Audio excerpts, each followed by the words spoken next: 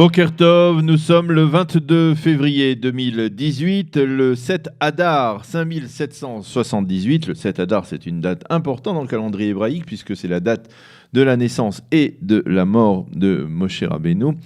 Daniel Haïk au micro, David Amara à la technique. Heureux de vous retrouver ce matin pour cette nouvelle heure d'actualité. Une heure d'actualité que nous allons débuter dans quelques instants par les grands titres de cette actualité israélienne qui est, il faut l'avouer, toujours très soutenue, en particulier depuis les développements concernant les enquêtes judiciaires liées au Premier ministre Binyamin Netanyahou. Et justement, l'invité de la rédaction de ce matin sera David Klezewski, qui est journaliste et doctorante, qui prépare un doctorat donc à l'université de Tel Aviv sur le thème du discours des personnalités politiques et en particulier des personnalités politiques israéliennes.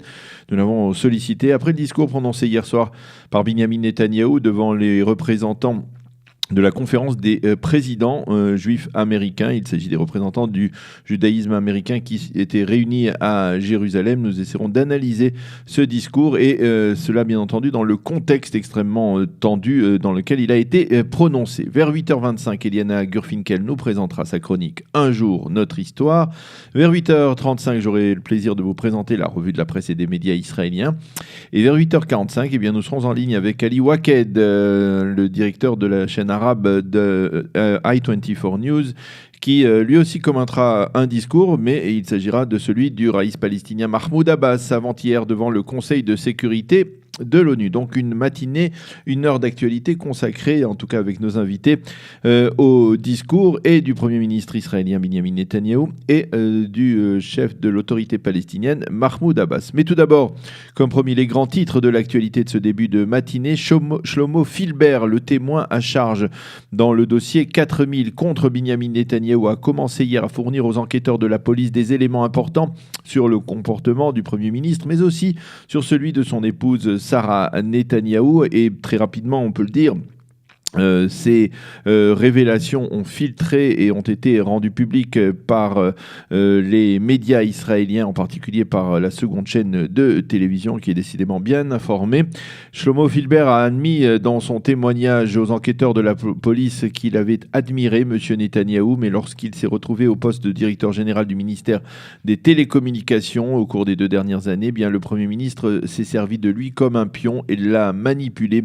Filbert a également raconté comment en 2003, lorsqu'il était jeune conseiller de Binyamin Netanyahou, qui était alors chef de la diplomatie israélienne, il avait interdit à Netanyahou d'accepter le cadeau luxueux fait par Silvio Berlusconi, une montre d'un montant de plus de 1500 € et d'une très célèbre marque, et comment peu après il avait été convoqué dans la suite du Premier ministre et de Sarah Netanyahou, et celle-ci lui avait, on peut dire, gueulé dessus en exigeant que la montre lui soit restituée.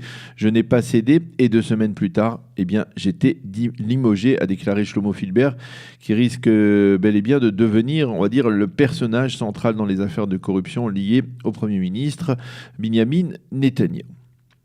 Le Premier ministre a confirmé hier soir que l'unité d'élite informatique Shmoné Mataim avait réussi à déjouer, grâce à des technologies très sophistiquées, un attentat terroriste de Daesh qui devait frapper un avion de la compagnie Etihad, la compagnie aérienne Etihad, qui était en route vers l'Australie. C'est une information que le Premier ministre a confiée dans le cadre d'un discours qu'il a donc prononcé hier soir devant les représentants du judaïsme américain, un discours dans lequel il n'a pas prononcé une seule fois le mot d'enquête judiciaire à son égard, mais dans lequel il a surtout vanté les mérites de l'État d'Israël, devenu expert en matière de lutte contre le terrorisme et expert en haute technologie. Il a vanté donc les mérites de l'État d'Israël, qui a considérablement développé son volume de commerce avec de très grandes nations et des pays émergents comme l'Inde, la Chine, également comme le Japon. Binyamin Netanyahou a donc voulu insister dans ce discours sur le prestige dont jouit l'État d'Israël aujourd'hui dans la communauté internationale. C'est ce matin que la commission de nomination des juges de la Cour suprême se réunira pour débattre de la nomination de 2 nouveaux juges à la Cour. Pour ces 2 places, il y a au moins 3 candidats méritants, dont le professeur Aryeh Stern, qui vient lui de l'étranger, du Commonwealth, et qui est considéré comme un juge conservateur et le candidat préféré de Ayelet Shaked.